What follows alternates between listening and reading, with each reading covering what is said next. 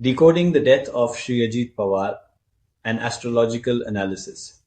On 28th January 2026, Maharashtra lost one of its most influential political leaders, Shri Ajit Pawar, in a tragic plane crash while landing at Baramati. A seasoned administrator, a grassroots leader, and a powerful political strategist, Shri Ajit Pawar played a defining role in Maharashtra's governance for decades. His sudden passing shocked not just the state, but the entire nation. In this video, I attempt to astrologically understand the timing of this tragic event using KP Astrology, while being fully transparent about the limitations of the available data. This is an analytical exercise rooted in established astrological principles. What information is available? Let us first look at the facts. Shri Ajit Pawar was born on 22nd July of 1959 in Ahmednagar district, Maharashtra, India. However, his exact time of birth is not available. The details of his death, on the other hand, are known. He passed away on 28th January 2026 at 8:44 a.m. in Baramati, Maharashtra, India. This asymmetry, missing birth time but exact death time, defines the scope of this analysis. Why birth time matters. For those unfamiliar with astrology, a birth chart requires three things: date, time, and place of birth. Without the time of birth, the ascendant cannot be determined. The moon's position can vary to within 13 degrees. But importantly, all other planetary positions remain accurate within approximately 1 degree. This allows us to conduct a serious transit-based analysis, especially under KP Astrology, which gives primacy to stellar transits. All calculations in this study use KP Ayanamsa. Part 1, Identifying the Trigger. Since the birth time is unknown, I constructed a reference natal chart for 22nd July 1959, 12 noon at Ahmednagar. I then examined the planetary transits at the exact time and place of death, 28th January 2026, 8:44 a.m. Baramati. One observation immediately stood out. At the time of death, Ketu was transiting at 16 degrees 36 minutes of Leo. On the day of birth, Venus was positioned at 16 degrees Leo, moving only marginally throughout the day. This means that transiting Ketu was exactly conjunct natal Venus. In astrology, particularly in KP practice, such exact conjunctions often act as event triggers even when deeper causes lie elsewhere.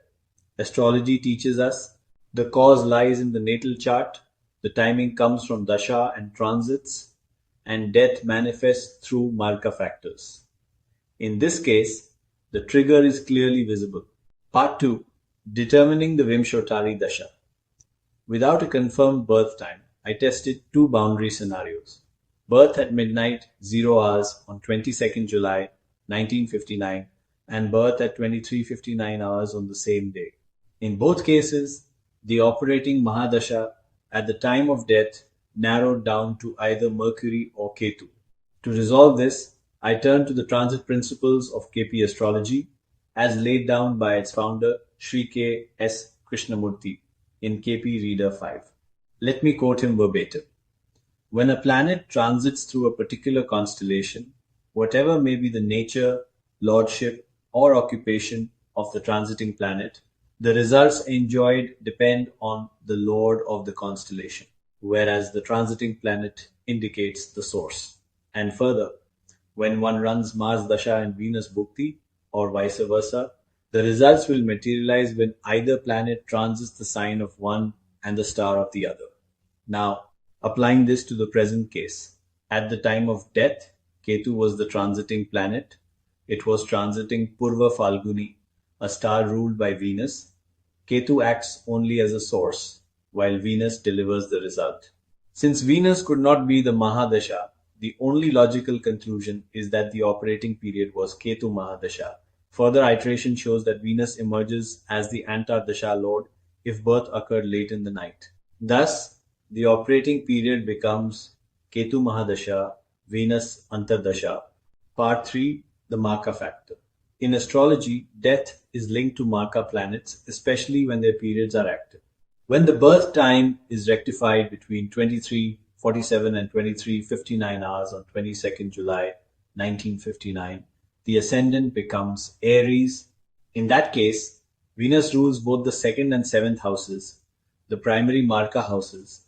Venus therefore becomes a strong Maraka. Meanwhile, Ketu operates as an agent of Jupiter, which is placed in the seventh house, another Maraka position. Hence, both Ketu and Venus function as Maraka planets. Conclusion. At the time of death, Ketu Mahadasha and Venus Antar Dasha were operating. Both planets were Marakas, and the event was triggered by Ketu transiting exactly over natal Venus. This rare convergence of Dasha, transit, and Maraka influence explains the timing of this tragic event within the framework of KP Astrology future work. This analysis is offered with humility and transparency. The birth time can be further rectified using confirmed life events of Shri Ajit Pawar, a study I encourage serious students of astrology to pursue.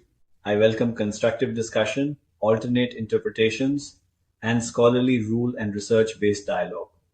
May Shri Ajit Pawar's soul rest in peace. Thank you for watching.